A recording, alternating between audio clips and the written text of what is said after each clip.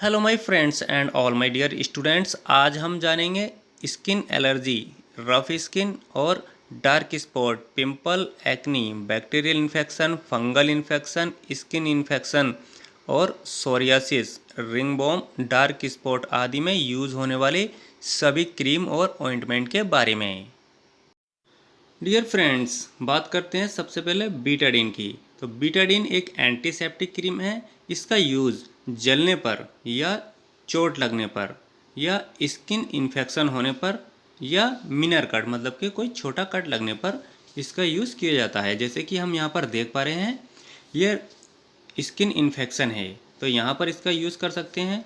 कोई थोड़ा रगड़ने पर चोट लग जाती है, घस जाता है, उस पर इसका इस्तेमाल करते हैं। या नोकीली चीज़, धारदार चाकू, इससे छोटा कट लगने पर बीटाडीन का यूज़ किया जाता है। डियर फ्रेंड्स, अब बात करते हैं बेटनोवेट के बारे में। तो बेटनोवेट के आगे एन कब लगा आता है और सी कब लगा आता है?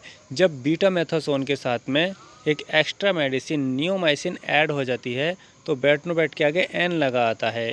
और जब बीटा मेथासोन के साथ में क्लियोक्यूनोल एक एक्स्ट्रा मेडिसिन ऐड हो जाती है तो बेटनोवेट के आगे सी लगा आता है। डियर फ्रेंड्स, तो बात करते हैं बेटनोवेट एन और बेटनोवेट सी के यूज़ के बारे में। बेटनोवेट एन और बेटनोवेट सी का यूज़ कहाँ पर किया जाता है? बेटनोवेट का यूज़ सोरियासिस, जो कि एक स्किन एलर्जी है जिसमें त्वचा पर पपड़ी जम जाती है, तो सोरियासिस में बेटनोवेट का यूज़ किया जाता है। और एक्जिमा मतलब कि दांत खाज खुजली, जिसको हम रिंगवॉर्म के नाम से भी जानते हैं, तो एक्जिमा में भी बेटनोवेट का यूज़ किया जाता है। और नेक्स्ट आता है हमारा इंसेक्ट बाइट, मतलब कि किसी इंसेक्ट के काटने पर भी इसका यूज़ किया जाता है। डियर फ्रेंड्स, अब बात करते हैं क्वाड्रीडर्म क्रीम के बारे में। तो क्वाड्रीडर्म क्रीम का यूज़ कहाँ पर किया जाता है? क्वाड्रीडर्म क्रीम का यूज़ रिंगवॉर्म मतलब के दांत में किया जाता है और फंगल इन्फेक्शन, अगर कहीं पर फंगल इन्फेक्शन हो जाता है तब क्वाड्रीडर्म का यूज़ किया जाता है। जैसे कि हम यहाँ पर देख पा रहे हैं, ये रिंगवॉर्म है, तो रिंगवॉर्म में मतलब कि दांत में क्वाड्रीडर्म का यूज़ करते हैं। और फंगल इन्फेक्शन, तो ये हम देख पा रहे हैं ये फंगल इन्फेक्शन है, तो यहाँ पर क्वाड्रीडर्म क्रीम का यूज़ कर सकते हैं। डियर फ्रेंड्स, अब बात करते हैं बोरोलिन की। तो बोरोलिन एक एंटीसेप्टिक आयुर्वेदिक क्रीम है। इसका यूज़ लिप्स के बीच में दरार होने पर, रफ स्किन होने पर और हाथ पैरों में दरार बनने पर, एड़ियों के फटने पर बोरोलिन का यूज़ किया जाता है। नेक्स्ट बात करते हैं कैलाड्रिल की। तो कैलाड्रिल एक स्किन सोथिंग सॉल्यूशन है। इसका यूज सनबर्न मतलब के धूप के कारण त्वचा लाल पड़ जाती है तब कैलाड्रिल का यूज़ किया जाता है। और स्किन एलर्जी मतलब त्वचा में किसी तरह के दाने बन जाते हैं, एलर्जी हो जाती है, तब कैलाड्रिल का यूज़ किया जाता है। डियर फ्रेंड्स, नेक्स्ट बात करते हैं लोमेला क्रीम के बारे में। तो लोमेला क्रीम का यूज़ कहाँ पर किया जाता है? लोमेला क्रीम का यूज़ मेलास्मा के केस में किया जाता है। अब ये मेलास्मा क्या होता है? प्रेगनेंसी के कारण जो हमारे हार्मोनल चेंज होते हैं तो उसमें स्किन पर डार्क स्पॉट पड़ जाते हैं, मतलब कि जो चीक हमारे गाल होते हैं उन पर ब्लैक धब्बे पड़ जाते हैं। तो इन ब्लैक धब्बों को, डार्क स्पॉट को रिमूव करने के लिए लोमेला क्रीम का यूज़ किया जाता है।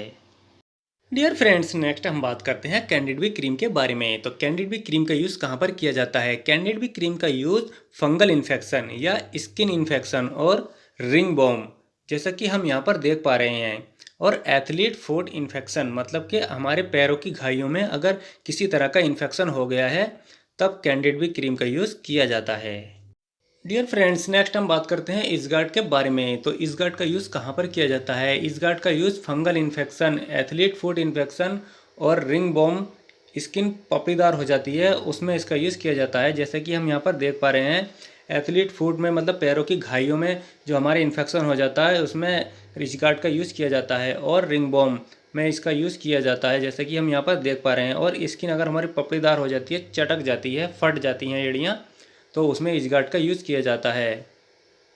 डियर फ्रेंड्स, नेक्स्ट बात करते हैं मिडर्मा के बारे में। तो मिडर्मा का यूज़ कहाँ पर किया जाता है? मिडर्मा का यूज़ फेस पर एक्नी के मतलब कि जो मुहासों के निशान होते हैं और जो डार्क स्पॉट होते हैं उनको रिमूव करने के लिए मिडर्मा का यूज़ किया जाता है। और बॉडी पर किसी तरह के भी धब्बे हों, चोट के निशान हों, उनको रिमूव करने के लिए भी मिडर्मा का यूज़ किया जाता है।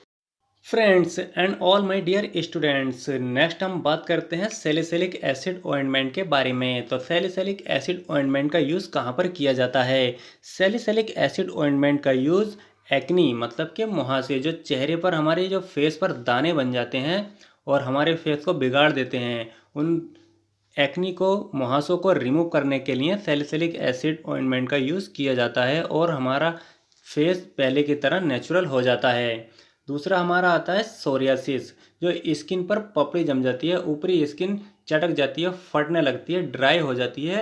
उसको नेचुरल कोमल बनाने के लिए सैलिसिलिक एसिड ऑइंटमेंट का यूज़ किया जाता है। नेक्स्ट हमारा आता है स्किन बर्ड, मतलब कि मस्से। बॉडी पर, स्किन पर कहीं पर भी मस्से बन जाते हैं, उन मस्सों को रिमूव करने के लिए सैलिसिलिक एसिड ऑइंटमेंट का यूज़ किया जाता है और हमारी स्किन नेचुरल हो जाती है। Thank you, have a good day.